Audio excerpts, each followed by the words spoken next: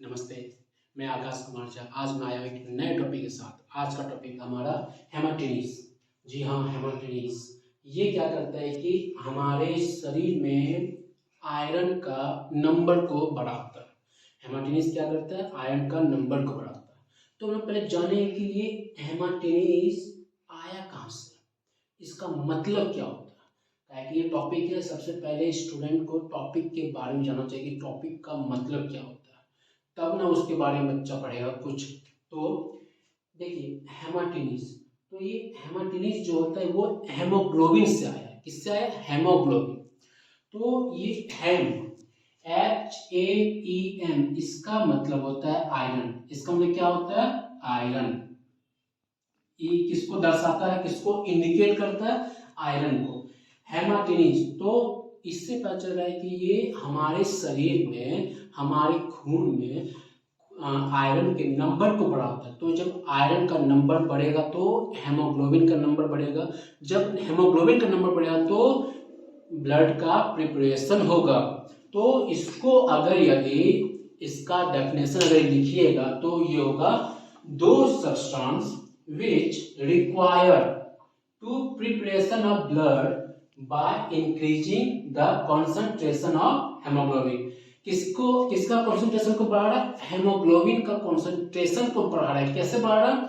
Iron का number को बढ़ाएगा तो हेमोग्लोबिन कंसंट्रेशन बढ़ेगा और इस तरह से ब्लड का प्रिपरेशन करने में हेल्प करता है। कौन? हेमाटीनीज। तो अब हम लोग जानेंगे कि इसका जो यूज, इसका जो प्रयोग हम लोग करते हैं, तो ये प्रयोग कहाँ पे करते हैं? एनीमिया। एक डिजीज होता है एनीमिया। ये डिजीज जो होता है, ये एनीमिया डिजीज, इसका ट्रीटमेंट के लिए हम लोग किसका प्रयोग करते हैं? हेमाटीनीज का।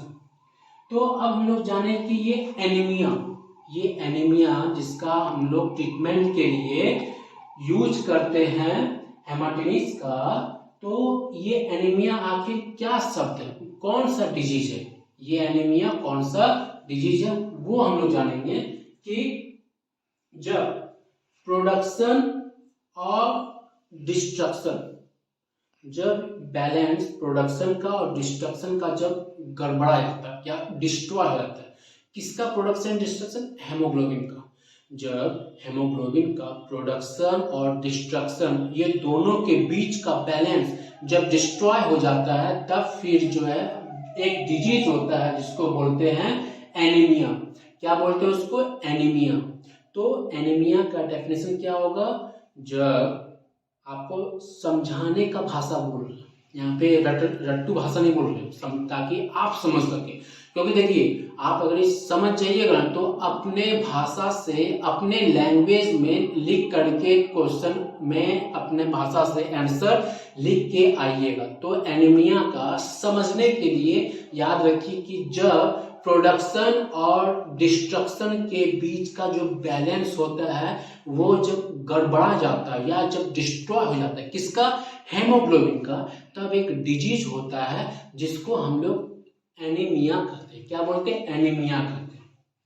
तो अब हम लोग देखेंगे कि किस किस कारण से जो बैलेंस होता है प्रोडक्शन का और डिस्ट्रक्शन का, ये दोनों का तालमेल, ये दोनों का जो होता है बैलेंस गड़बड़ा जाता है, डिस्ट्रॉय हो जाता है। अब हम लोग वो देखेंगे। तो इसमें जैसे कि पहला आता है ब्लड लॉस। पहला क्या आता है? Blood loss. जैसे देखिए, कोई आदमी का ज्यादा कहीं जा रहा है, एक्सीडेंट हो गया, कटअप लग गया, तो उसका ब्लड ज्यादा निकल गया, ब्लड ज्यादा लॉस हो गया। तो यहाँ पे देखिए, जो हमारा बोन मेरो जो ब्लड बना रहा है, जो वहाँ पे आरबीसी का फॉर्मेशन हो रहा है, तो फिर वहाँ पे जिस स्पीड से आरबीसी का फॉर्मेशन हो रहा है, तो और वहाँ पे ब्लड जो निकल रहा है, तो दोनों का स्पीड में तो अंतर होगा ना। तो निकलने का स्पीड क्या होगा? ज़्यादा होगा। कि ज़्यादा बड़ा कट लगा तो अधिक ब्लड निकला, अधिक क्या होगा? ब्लड निकलेगा। तो इसमें क्या होगा कि अधिक ब्लड लॉस हो रहा है। तो यहाँ पे बैलेंस क्या हुआ? गड़बड़ा गया कि प्रोडक्शन अपने स्पीड में हो रहा है, लेकिन लॉस जो हुआ वो ज़्यादा हुआ। तो यहाँ पे दोनों के बीच का बैलेंस, प्रोडक्शन का डिस्ट्रक्शन का, दोनों के बीच का बैलेंस क्या हुआ, डिस्ट्रॉय हो गया। इनबैलेंस जिसको बोलते हैं, इनबैलेंस हो गया। तो ये जो होता है दो तरह का होता है। ब्लड लॉस जो होता है दो तरह का होता है, एक होता है एक्यूट, एक होता है क्रॉनिक, दो तरह का होता है। तो ये होता है एक्यूट और क्रॉनिक। अब हम लोग बात करते हैं इम्पेयर आरबीसी फॉर्मेशन। अब आरबीसी फॉर्मेशन, जैसे देखिए आरबीसी का कितना होता है लाइफ 120 दिन होता है, और जब आरबीसी जब डेड हो जाता है तो वो कहाँ चले जाता है, जो उसका ग्रेवयार्ड होता है, इसको हम स्प्लीन कहते हैं। स्प्लीन जो होता है वो ग्रेवयार्ड होता है, यानी कि कब्र होता है इसका, आरबीसी का। तो ये अलग टॉपिक हो जाएगा, लेकिन मैं आपको ये इसका अलग टॉपिक में बताऊंगा इसके बारे में कि ग्रेवयार्ड क्यों बोलते हैं, क्यों आरबीसी जो होता है वो डिस्ट्रॉय 120 दिन जो उसका लाइफ होता है वो खत्म होने के बाद वो स्प्लिन में क्यों जाता है, किसी और में क्यों नहीं जाता है, वो मैं बताऊंगा एक अलग टॉपिक में। अभी यहाँ पे पढ़ते हैं इसके बारे में कि empire RBC formation. RBC formation में जो होता है वहां पे बैलेंस गड़बड़ा जाता है। तो ये हुआ दूसरा इम्पेयर। ओके, ये क्या हुआ, इम्पेयर हो जाता है। अब तीसरा क्या होगा, बोन मैरो डिप्रेशन। देखिए जो बोन मैरो जो होता है वो जिस स्पीड से ब्लड को फॉर्म कर रहा है, तो उसका स्पीड में कमी हो जाता है।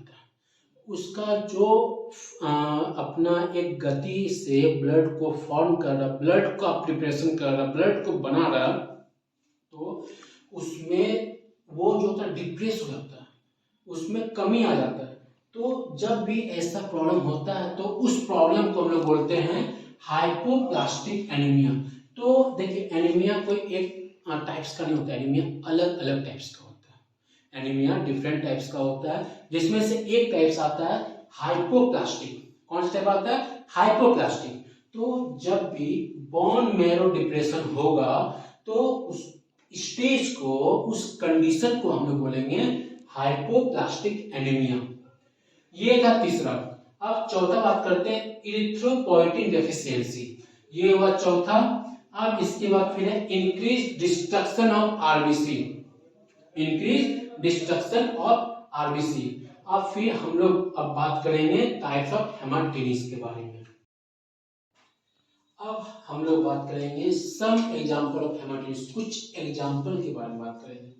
सम एग्जांपल ऑफ हेमाटीनीज, कुछ एग्जांपल के बारे में बात कर लेते हैं इसमें। जैसे जो हमारे सिलेबस में है, तो पहला है फेरस सल्फेट, पहला हम लोग पढ़ेंगे इसमें फेरस सल्फेट के बारे में। दूसरा है फेरस फ्यूमरेट, दूसरा क्या है, फेरस फ्यूमरेट। तीसरा है फेरिक एमोनियम साइट्रेट। चौथा है फेरस एस्कॉर्बेट, चौथा क्या है, फेरस एस्कॉर्बेट। फिर है कार्बोनिल आयरन।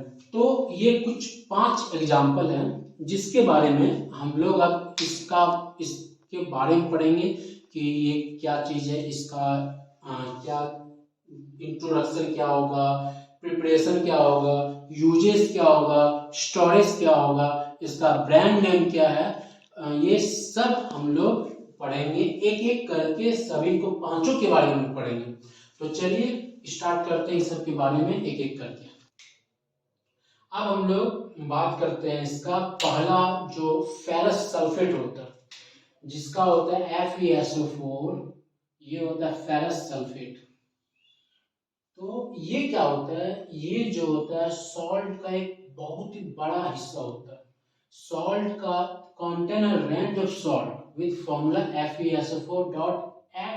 देखिए यहाँ पे जो X है ना, ये X, जैसे यहाँ पे X है और यहाँ पे X करेगा 7 यहाँ पे है, इसीलिए इसको क्या बोलते हैं, हेप्टाहाइड्रेटेड बोलते हैं। हेप्टाहाइड्रेटेड क्यों बोलते हैं, क्योंकि यहाँ 7 है यहाँ पे, इसीलिए इसको हेप्टाहाइड्रेटेड बोलते हैं। लेकिन क्या होता है कि ये नंबर जो ये 7 किसके जगह पे है, x के जगह पे, ये क्या करता है, वेरी करता है, ये क्या करता है, वेरी करता है, इसीलिए इसके नाम से जाना जाता है for seven value of x, x का जो नंबर वेरी जो करता है, इसीलिए ये वेरी की वजह से ये जाना जाता है। तो समझने के लिए याद रखिए कि फेरस सल्फेट क्या होता है कि ये सॉल्ट का एक बहुत ही बड़ा हिस्सा होता है, सॉल्ट का एक बहुत ही बड़ा हिस्सा होता है, इसको पार्ट बोलते हैं, बहुत ही बड़ा हिस्सा होता है ये फेरस सल्फेट। ओके, इसमें x का नंबर वेरी करता है, x का नंबर वेरी करता है, और यहाँ 7 जो FeSO4.7H2O है, तो इसके वजह से हम लोग इसको हेप्टाहाइड्रेटेड बोलते हैं। अब आते हैं दूसरे पॉइंट में, the hydrated form is used to treat the iron deficiency. किसके लिए यूज करते हैं, आयरन डेफिशिएंसी के लिए यूज करते हैं। किसका यूज करते हैं, फेरस सल्फेट का। हाइड्रेटेड फॉर्म जो होता है उसका यूज करते हैं ट्रीट आयरन डेफिशिएंसी, आयरन का डेफिशिएंसी जो हम लोग का बॉडी में हो जाता है उसको ठीक करने के लिए, उसका ट्रीटमेंट करने के लिए हम लोग यूज करते हैं। अब है it is known as green vitriol. अब देखिए ये जो होता है इसको ग्रीन विट्रॉल बोलते हैं। अब ये जो है ग्रीन विट्रॉल, इसको क्यों बोलते हैं उसके पीछे भी कारण है, ग्रीन विट्रॉल क्यों कहते हैं। तो इसको जानने के लिए लोग आते हैं प्रिपरेशन, कि उसका प्रिपरेशन कैसे होता है। तो हम लोग जो है फेरस सल्फेट जो हम लोग प्रिपेयर करते हैं बाय डिजॉल्विंग द आयरन को डिजॉल्व कर रहे हैं। किसमें डिजॉल्व कर रहे हैं, डाइल्यूट सल्फ्यूरिक एसिड। किसमें डिजॉल्व कर रहे हैं, डाइल्यूट सल्फ्यूरिक एसिड में हम लोग क्या करते हैं, आयरन को डिजॉल्व कर देते हैं। किसमें, डाइल्यूट सल्फ्यूरिक एसिड में। किसको डिजॉल्व किए, आयरन को डिजॉल्व कर दिए। जब हम लोग डिजॉल्व करेंगे तो फिर क्या प्रोड्यूस होगा, इफरविसेंट। ये इफरविसेंस आप अक्सर ये वर्ड सुने होंगे, इसका मतलब होता है बुलबुला। इसका मतलब क्या होता है, बुलबुला। देखते नहीं पानी में बल बल बल बल बल ऐसा आवाज होता है और बुलबुला प्रोड्यूस होता है।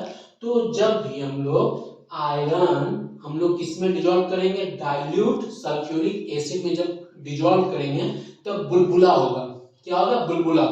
तो फिर हम लोग जो है वो सॉल्यूशन डुबा करके जो बुलबुला हो रहा है तो उसको जो है फिल्टर कर ले, उसको फिल्टर कर लिए। फिल्टर करने के बाद उसको जब डिजॉल्व जो किए हैं, बुलबुला जो हुआ, तो फिर उसको फिल्टर कर लिए। फिल्टर करने के बाद हम लोग उसको जो है ठंडा रहने के लिए रख देंगे रूम टेम्परेचर में।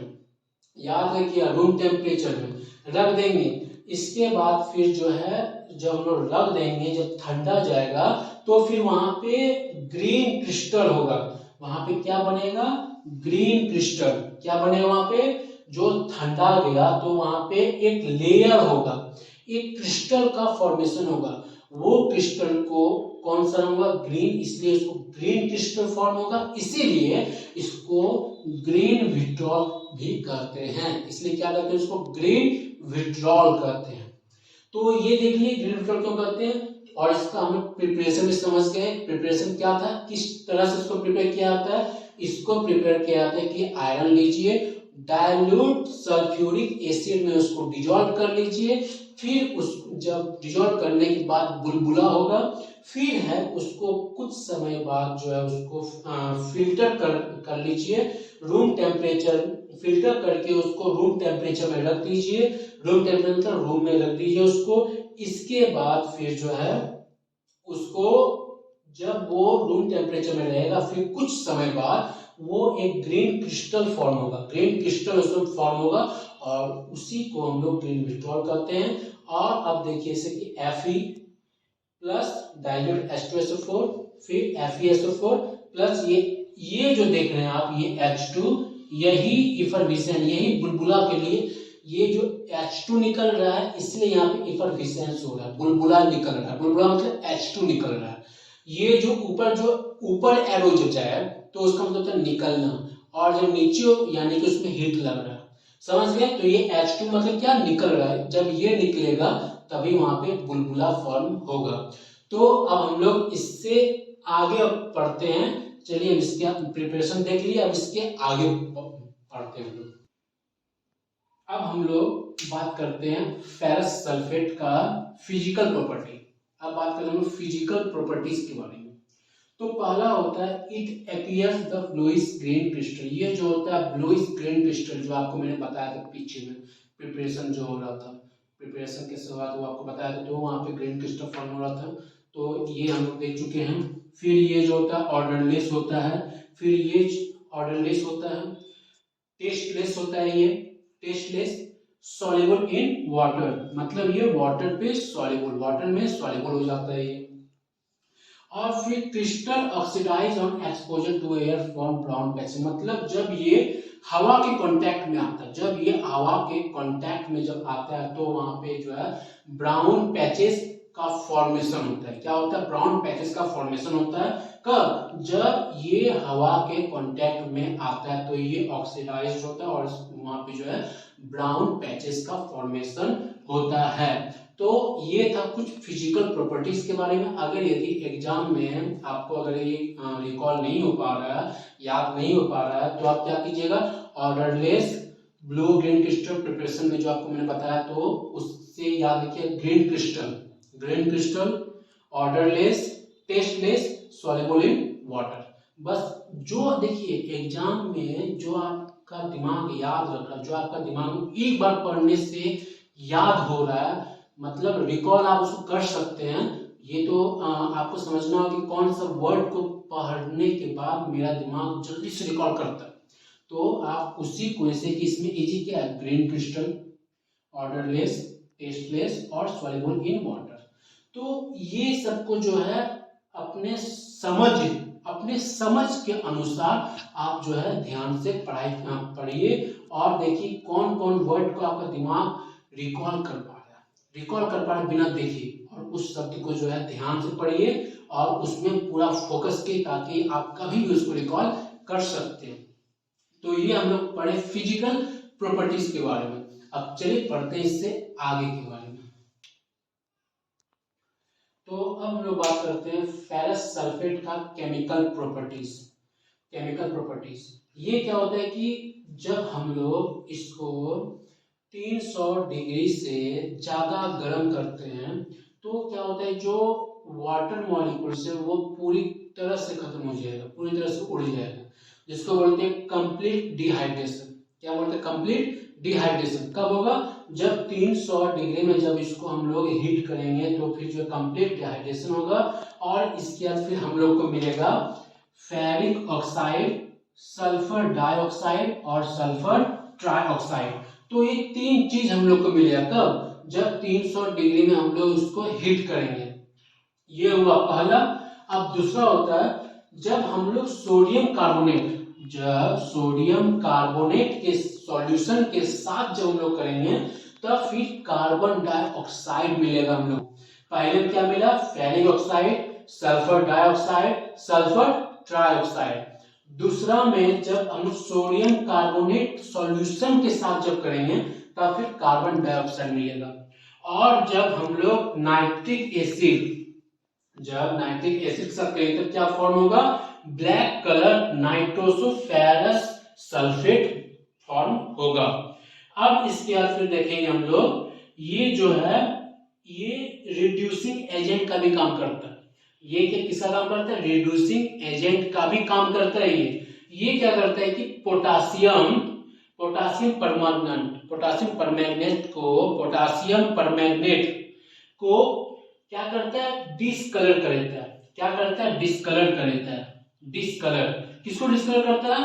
पोटासियम परमैंगनेट को डिस्कलर कर देता है और पोटासियम डिस्क्रोमेट को कन्वर्ट कर देता है, बदल देता है किसमें? ग्रीन में। ध्यान सुनिए, देखिए यहाँ पे दो है, पोटासियम परमैंगनेट और पोटासियम डिस्क्रोमेट। दो है, पोटासियम परमैंगनेट और पोटासियम डिस्क्रोमेट। पोटासियम परमैंगनेट को जो है डिस्कलर कर देता है, डिस्कलर कर दिया, और पोटासियम डिस्क्रोमेट को जो है बदल देता है, किसमें, ग्रीन में बदल देता है, किसमें बदल देता है, ग्रीन में। तो ये 3-4 जो है केमिकल प्रॉपर्टीज है जो कि हम लोग देखें। इस देखिए रटिए मत, समझिए, जितना समझना कोशिश कीजिए उतना नहीं, कोई भी चीज को रिकॉल कीजिए। तो पहला क्या बताया आप लोग को कि हम लोग 300 डिग्री में इसको जब हम लोग हीट करेंगे तो ये कंप्लीट डिहाइड्रेशन, किसको बोलते हैं, वाटर मॉलिक्यूल्स पूरी तरह से उड़ जाता है, इसको बोलते हैं कंप्लीट डिहाइड्रेशन। तो हम लोग क्या मिलेगा, फेरिक ऑक्साइड मिलेगा, सल्फर डाइऑक्साइड मिलेगा और सल्फर ट्राइऑक्साइड मिलेगा। अब इसके बाद है जब हम लोग सोडियम कार्बोनेट सॉल्यूशन साथ जब करते हैं तब कार्बन डाइऑक्साइड मिलेगा। जब नाइट्रिक एसिड के साथ होगा तब क्या फॉर्म होगा, black colour nitroso ferrous sulphate. तो ये था फेरस सल्फेट का केमिकल प्रॉपर्टीज। अब हम लोग पढ़ते हैं इससे आगे। अब हम लोग बात करते हैं फेरस सल्फेट का, बात करेंगे स्टोरेज, यूजेज और फार्मास्यूटिकल फॉर्मुलेशन। देखिए स्टोरेज और यूजेज ये कुछ जो होता है लगभग सबका सेम होता है, जैसे कि स्टोरेज सबका सेम होगा। इसमें क्या होगा, शुड बी स्टोरिंग, किसमें हम लोग रखेंगे, स्टोर किसमें करेंगे, air tight container, light protecting container, जिसमें लाइट ना हो, लाइट प्रोटेक्ट हो, और the container should be clean and dry, और जो कंटेनर पूरी तरह से साफ हो और सूखा हो, उसमें वाटर मॉलिक्यूल्स ना हो। तो ये कुछ जो होता है सब में सेम चलेगा। स्टोरेज लगभग सबका सेम होता है, अब बात करते हैं यूजेज। इसका फेरस सल्फेट का जो यूजेज होता है, इसका यूज क्या क्या होता है, इसका होता है आयरन डेफिशिएंसी, जब आयरन का कमी होता है, डेफिशिएंसी मींस क्या होता है, कमी, जब आयरन का कमी होता है हमारे शरीर में तब इसका यूज करते हैं। और दूसरा होता है कि जो होता है मदर में और चाइल्ड, बच्चे में, जब प्रेगनेंसी स्टेज में जब होता है, जब बच्चा अंदर में होता है, वॉर्म में जब होता है, तब फिर जो है दोनों में आयरन का स्टेटस को मेंटेन रखने के लिए इसका प्रयोग होता है। प्रोवाइड सप्लीमेंट जो होता है वो सप्लीमेंट प्रोवाइड करता है ताकि आयरन का जो स्टेटस है दोनों में, मदर में और बच्चे में, दोनों में सही रहे, मेंटेन रहे, इसीलिए इसका प्रयोग करते हैं। और तीसरा जो होता है जब मेंस्ट्रुएशन जब होता है तब उसमें जो है बहुत ही ज्यादा अधिक पैमाने में इसका प्रयोग होता है ताकि मेंस्ट्रुएशन में भी आयरन को जो है मेंटेन रखा जाए बॉडी में। तो ये था कुछ इसका यूजेज। अब हम लोग बात करते हैं फार्मास्यूटिकल फॉर्मुलेशन। फार्मास्यूटिकल फॉर्मुलेशन में क्या होता है कि वो किस रूप में, वो किस तरह से, वो किस तरीके, मतलब क्या कौन कौन रूप से जो है मार्केट में अवेलेबल होता है। अब रूप मतलब क्या होता है, रूप मतलब होता है वो किस तरह से, जैसे टैबलेट के रूप में है, कैप्सूल के रूप में है, सिरप के रूप में है और पिल्स के रूप में है।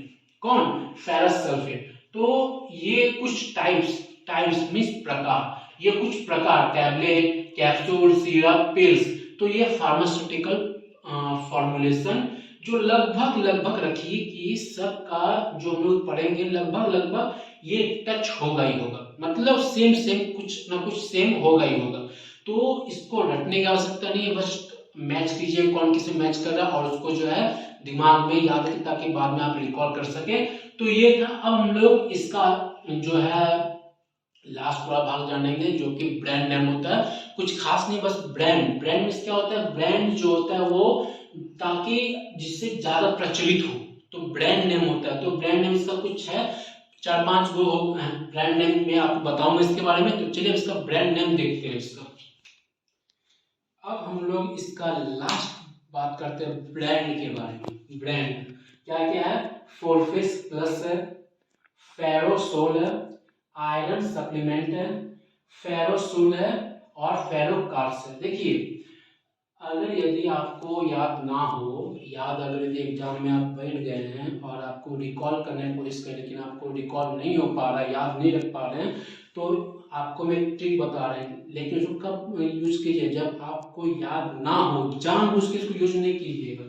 यहाँ पे क्या होता है कि फेरो, FER, तो यहाँ पे FERO फेरस सल्फेट लिखे तो FERO, ये भी याद रख पाइएगा। यहाँ पे जो है यू एल लगा दीजिएगा, यू एल, ये लास्ट में याद रखिए, यू एल, या फिर एफ ई आर, यहाँ पे जो है डबल आर, का फेरस में डबल आर होता है तो यहाँ पे एक और आर होगा, इसके बाद ओ यू, फिर एस यू एल। तो देखिए यू एल लगाएं, उससे पहले एस यू एल लगाएं, S U L U L. तो ये कुछ ट्रिक होता है जो कि आपको सीखना पड़ेगा, जो कि आप पढ़ते समय ध्यान देखिए क्या क्या मैच हो रहा है, और ये ट्रिक के साथ पढ़िएगा तो आपको रटने की आवश्यकता नहीं होगी। तो ये था ब्रांड नेम। तो हम लोग कुछ ब्रांड नेम के बारे में पढ़े। अब हम लोग पढ़ते हैं आगे इसके बारे में। तो इसके बारे में बस इतना ही था। अब हम लोग फिर अब दूसरे में चलते हैं। तो चलिए दूसरे बार देखते हैं। अब हम लोग बात करेंगे सेकेंड, जो होता है फेरस फ्यूमरेट। फेरस फ्यूमरेट, इसका इस पहले हम जाने कि फेरस फ्यूमरेट क्या होता है। फेरस फ्यूमरेट जो होता है ये आयरन, देखिए यहाँ पे iron second fumarate, iron second fumarate. तो सेकेंड यहाँ पे क्या होता है, ऑक्सीडेशन स्टेज है ये क्या है, सेकेंड यहाँ पे जो है आप जो पढ़िएगा आयरन सेकेंड, तो ये इसको सेकेंड बोलिएगा। ये क्या है कि ऑक्सीडेशन स्टेज है, यहाँ पे ऑक्सीडेशन हुआ तो ऑक्सीडेशन स्टेज। तो it is a iron second salt of fumaric acid. इसका salt fumaric acid acquiring as reddish orange powder, मतलब ये जो होता है रेडिश ऑरेंज पाउडर, ये इसका कलर क्या होता है, रेडिश ऑरेंज। तो इसको पहचानने का एकमात्र उपाय है कि रेडिश ऑरेंज कलर का ये दिखता है, जो कि ऑक्सीडेशन स्टेज में रहता है आयरन सेकेंड फ्यूमरेट। ओके, तो ये हुआ फेरस फ्यूमरेट, जो कि किस तरह दिखेगा हम लोग को, रेडिश ऑरेंज पाउडर रहता है, ये रेडिश ऑरेंज के जैसा दिखेगा ये। ओके, ये हुआ इसका पहचान, इसको बोलते हैं इंट्रोडक्शन। अब हम लोग इसका बात करते हैं प्रिपरेशन, कि हम लोग इसको कैसे प्रिपेयर करते हैं, कैसे प्रिपेयर करते हैं। तो इसको प्रिपेयर कैसे करते हैं, हम लोग जो है फेरस सॉल्ट को, यहाँ पे जो फेरस सॉल्ट है इसको सॉल्युबल करते हैं किसमें, water soluble salt fumarate acid में, water soluble salt fumarate acid में, जो कि एक्वास मीडियम होता है। एक्वास मीडियम में दोनों को क्या करते हैं हम लोग, मिक्स करते हैं। दोनों को मिक्स किए कितना टेम्परेचर में, 70 डिग्री टेम्परेचर में, 70 डिग्री टेम्परेचर होना चाहिए एक्वास मीडियम में। फेरस सॉल्ट और water soluble salt of fumarate acid दोनों को मिक्स कर दिए। दोनों को मिक्स करने के बाद जो होगा वो रिजल्ट जो आएगा वो फेरस फ्यूमरेट बन जाएगा। तो ये होता है प्रिपरेशन। ये क्या था, प्रिपरेशन। ओके, ये देख लीजिए। अब हम लोग बात करेंगे फिजिकल प्रॉपर्टीज। तो ये कैसे फिजिकल प्रॉपर्टी मतलब क्या होता है, फिजिकल प्रॉपर्टीज मतलब वो दिखता कैसे, वो दिखने में कैसा है। तो ये होता है इसका फिजिकल, मतलब बाहर की कैसा दिखावा, कैसा दिखता है वो, कैसा रूप है वो, कैसा रंगत होता है उसका। तो ये होता है फिजिकल प्रॉपर्टीज। तो अब उसका पढ़ेंगे फिजिकल प्रॉपर्टीज के बारे में। तो फिजिकल प्रॉपर्टी क्या होता है कि ये जो होता है रेडिश ब्राउन, जो मैंने आपको यहाँ बताया कि रेडिश ब्राउन होता है ये। तो पहला हुआ रेडिश ब्राउन, दूसरा होता है ऑर्डरलेस। ये क्या होता है, ऑर्डरलेस। देखिए यहाँ कॉमन मिला ना, पहला वन पढ़े तो उसमें भी ऑर्डरलेस था, इससे भी ऑर्डरलेस आया। फिर नॉट सॉल्युबल इन वाटर, फिर नॉट सॉल्युबल मतलब ये जो होता है वाटर में इनसॉल्युबल होता है, नॉट सॉल्युबल मतलब इनसॉल्युबल मतलब ये घुलता नहीं है। तो और क्या होता है, बेसिक इन नेचर। ये क्या होता है, बेसिक नेचर का होता है। ये क्या होता है, बेसिक नेचर। तो ये था प्रिपरेशन फिजिकल प्रॉपर्टी। अब फिर इसके बारे में आगे पढ़ते हैं। तो चलिए पढ़ते हैं आगे। अब बात करते हैं केमिकल प्रॉपर्टीज। हम लोग देख लिए केमिकल प्रॉपर्टीज, हम लोग अभी देख लिए इसमें कि ये फेरस सल्फेट का केमिकल प्रॉपर्टी हम लोग देखिए, it is stable to oxidation and hydration. ये जो होता है स्टेबल होता है, इट इज स्टेबल होता है ये टू ऑक्सीडेशन एंड हाइड्रेशन। ये ऑक्सीडेशन को और हाइड्रेशन को स्टेबल करके रखता है। Okay, it is stable to oxidation and hydration. Okay, ये हुआ पहला।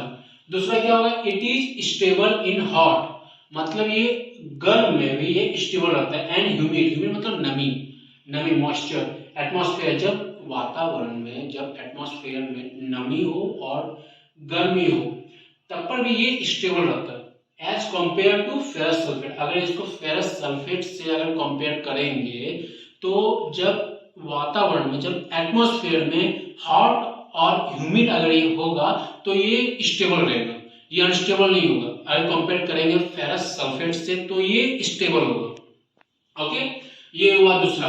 अब फिर हम लोग देख लिए केमिकल प्रॉपर्टीज, देख लिए हम लोग इसका। अब देखते हैं हम लोग स्टोरेज। अब क्या देखेंगे, स्टोरेज। तो इसमें देखिए स्टोरेज क्या होता है कि इसको हम लोग, आपको मैंने क्या बताया था कि स्टोरेज लगभग सबका सेम होता है, लगभग सबका सेम होता है। स्टोरेज आपको रटने की आवश्यकता नहीं है, आप बस पढ़ लीजिए, समझ लीजिए और वहां पे जाके आराम से आंसर में लिखिए, कोई दिक्कत नहीं होगा। तो रटने की आवश्यकता नहीं है। तो स्टोरेज क्या है कि हम लोग इसको किस में स्टोर करते हैं, it should be store in clean, dry and oil close container, मतलब साफ सुथरा कंटेनर होना चाहिए, सूखा होना चाहिए, उसमें मॉइस्चर नहीं होना चाहिए, ह्यूमिडिटी नहीं होना चाहिए, और ऑयल जो होता है ऑयल क्लोज कंटेनर होना चाहिए।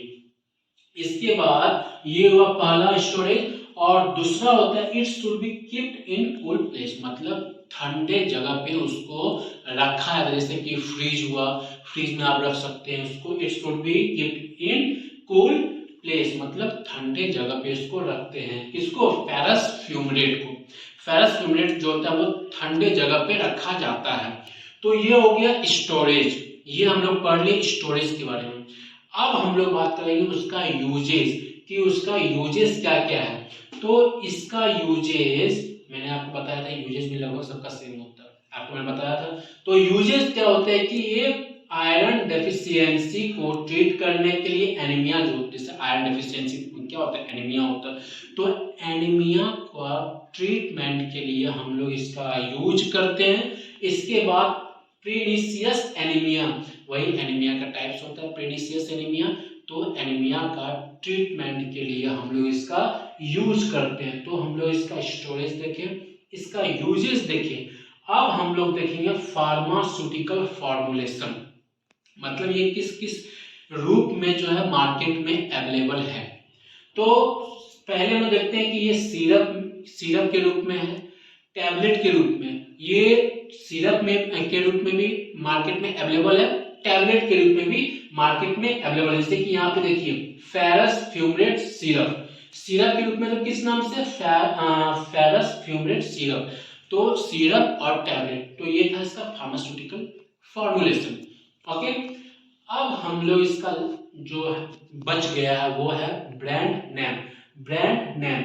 अब ये ब्रांड नेम हम लोग देखेंगे, तो इसका ब्रांड नेम जो है, इसका पहला क्या है, हेमासाइट, पहला क्या है, हेमासाइट। दूसरा है फीडाटिडी, क्या है, फीडाटिडी।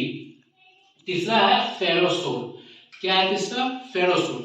तो ये फेरस फ्यूमरेट का हम लोग देखे, प्रिपरेशन देखे, फिजिकल प्रॉपर्टीज देखे, केमिकल प्रॉपर्टीज देखे।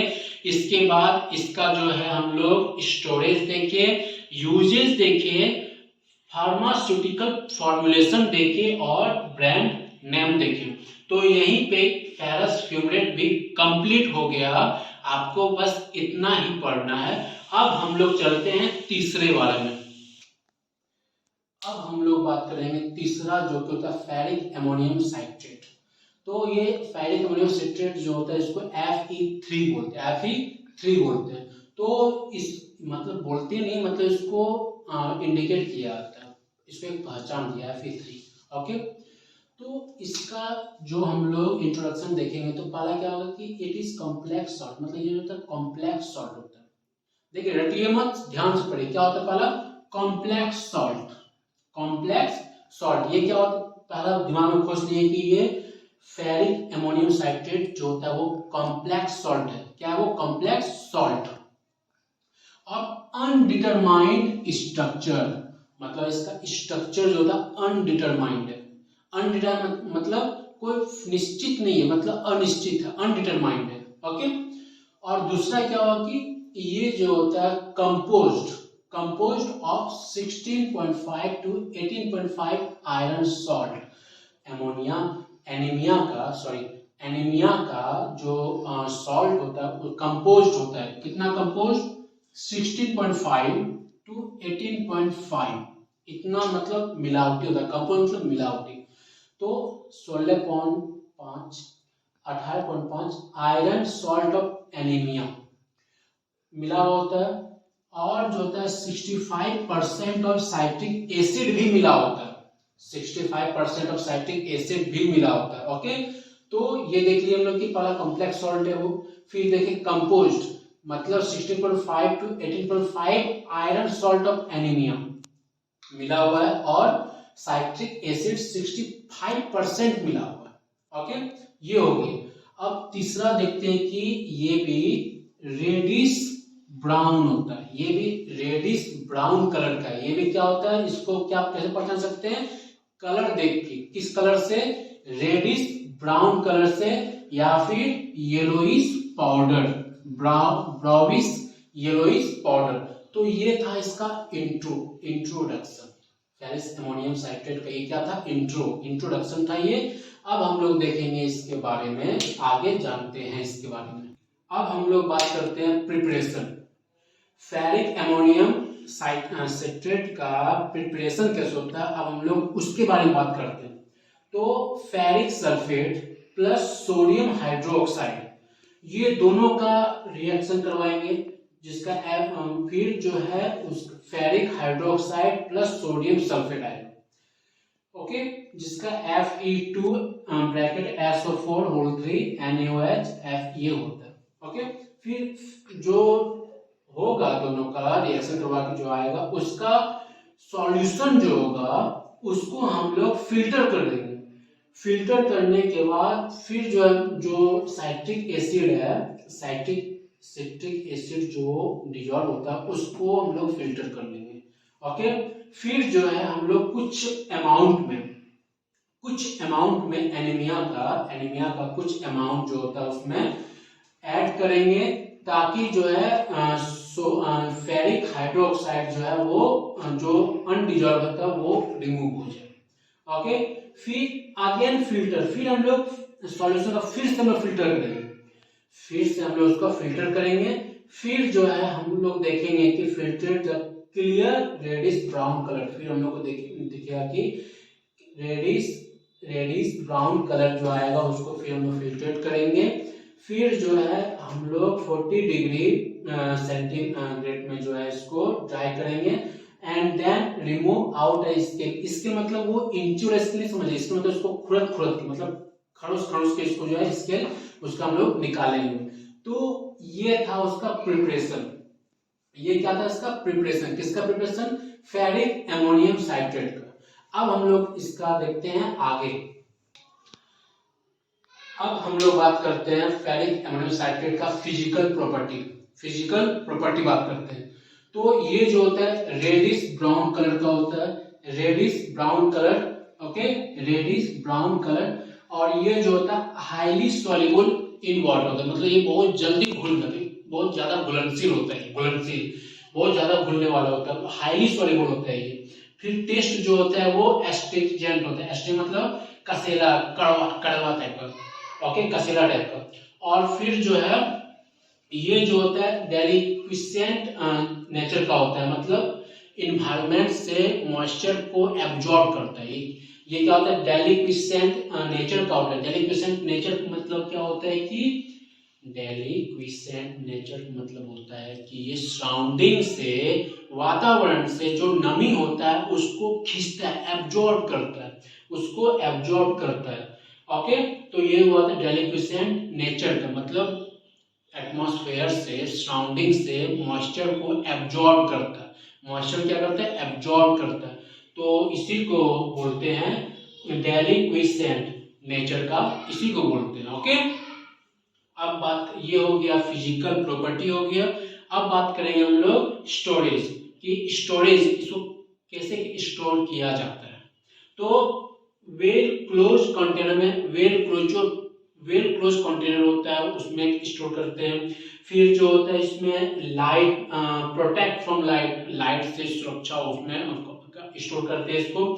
फिर जो है तो इसको स्टोर जो करते हैं हम लोग 20 डिग्री सेंटीग्रेड में इसको स्टोर करते हैं, और इसको ठंडे जगह पे स्टोर नहीं करते हैं, इसको ठंडे जगह पे स्टोर इसको नहीं करते हैं। तो ये था स्टोरेज, जो कि आप अच्छा समझिएगा कि क्या है, वेल क्लोज्ड, वेल क्लोज होगा, 20 डिग्री सेंटीग्रेड में इसको स्टोर करते हैं, इसको ठंडे जगह पे स्टोर नहीं करते हैं, इसके आप प्रोटेक्ट फ्रॉम लाइट रखना पड़ेगा इसको। ये हो गया स्टोरेज। ओके, अब हम लोग बात करते हैं यूजेस। इसका यूजेस क्या है? इसका यूजेस होता है आयरन डेफिशिएंसी के लिए, जब आयरन का कमी हो, डेफिशिएंसी में आपको मैंने पिछले बताया था कि कमी, किसका कमी, डेफिशिएंसी में होता है कमी, किसका कमी, आयरन की कमी। जब आयरन की कमी जब होता है तब हम लोग इसका यूज करते हैं, तब हम लोग इसका प्रयोग करते हैं। ओके, ये हुआ यूजेस। अब आते हैं फार्मास्यूटिकल प्रिपरेशन। तो ये जो होता है अमोनियम साइट्रेट और अमोनियम साइट्रेट सॉल्यूशन, बस इसी दो रूप में जो है मार्केट में अवेलेबल है। और जो है अब बात करते हैं इसका ब्रांड नेम।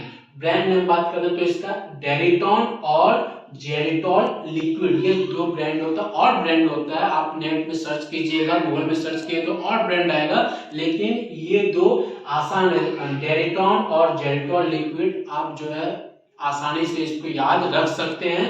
तो ये था फेरिक एमोनियम साइट्रेट के बारे में।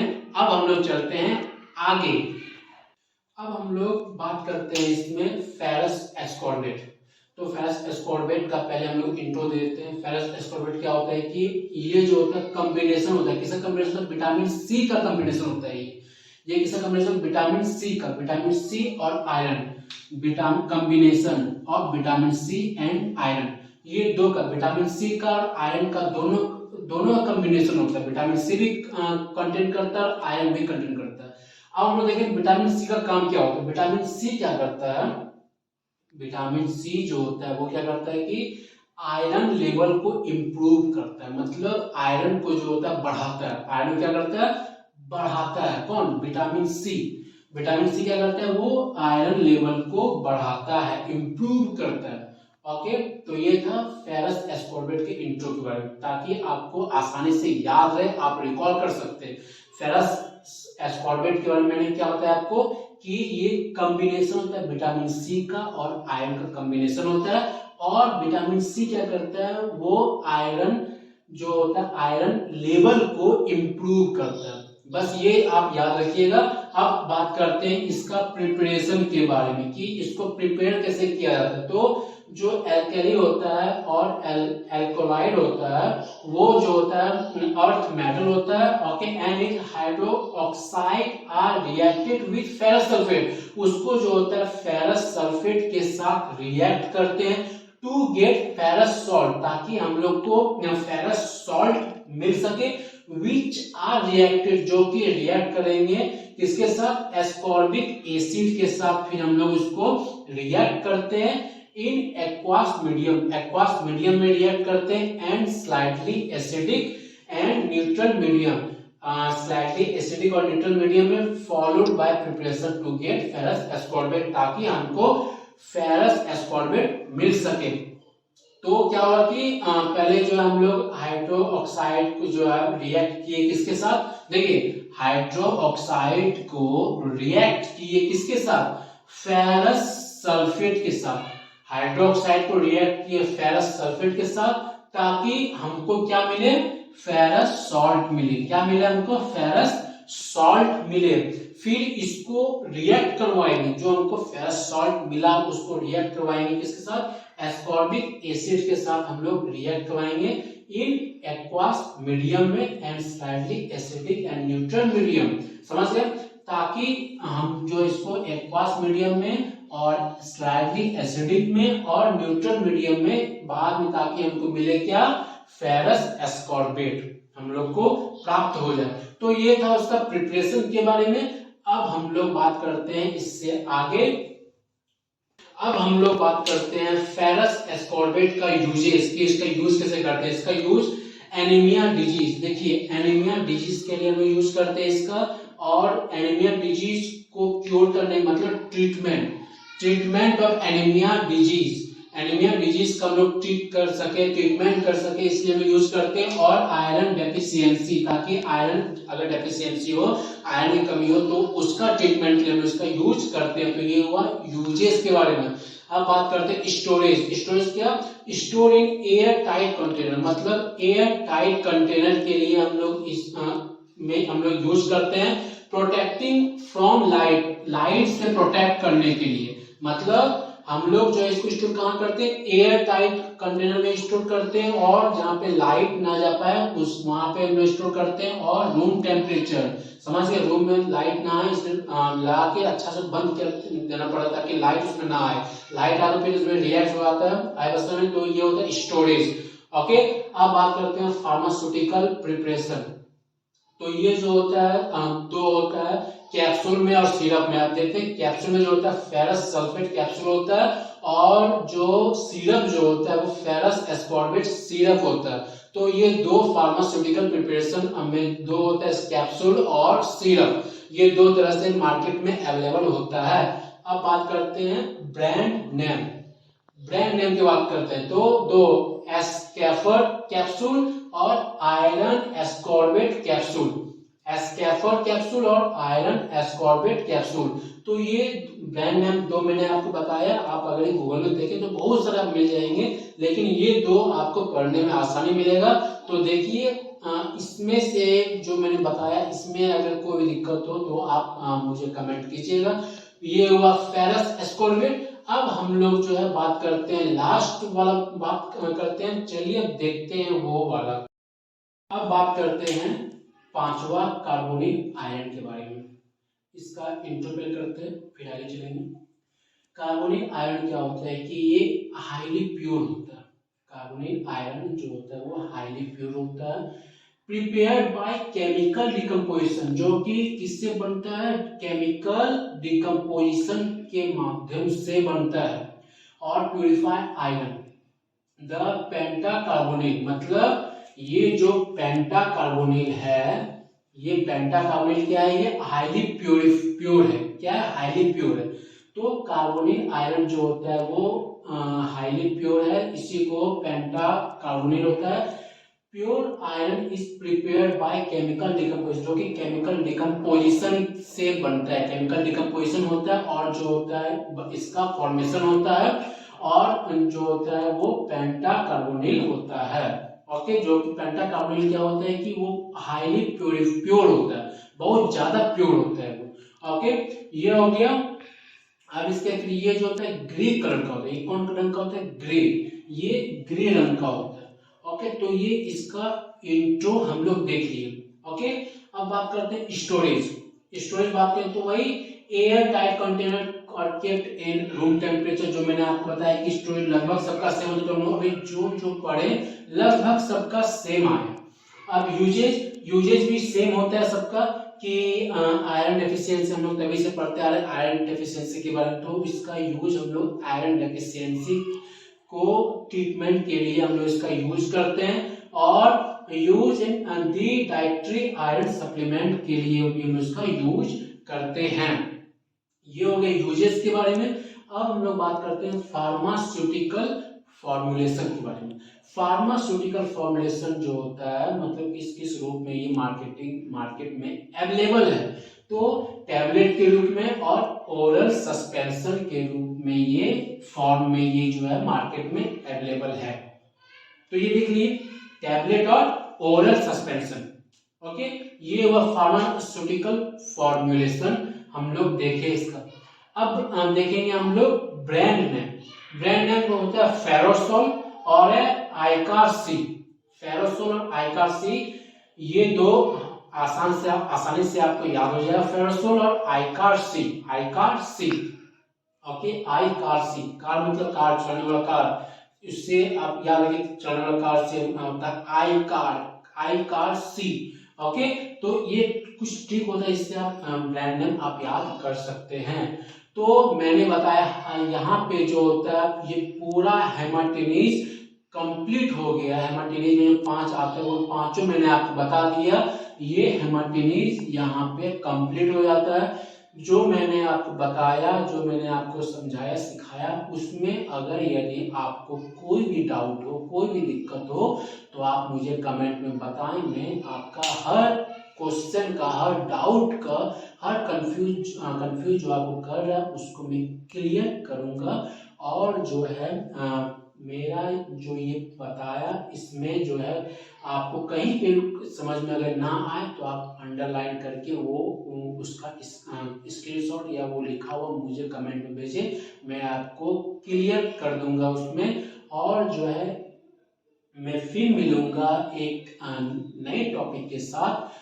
फिर जो है आप मेरे चैनल को, जो नए आए हैं इसमें मेरे चैनल में, तो मेरे चैनल को सब्सक्राइब करें, लाइक करें, ताकि मैं और मेरे टॉपिक जो है वो अधिक से अधिक बच्चे तक पहुंचे, और इससे मैं मोटिवेट हूँ और मैं आपको रोज नए नए टॉपिक बता सकूं।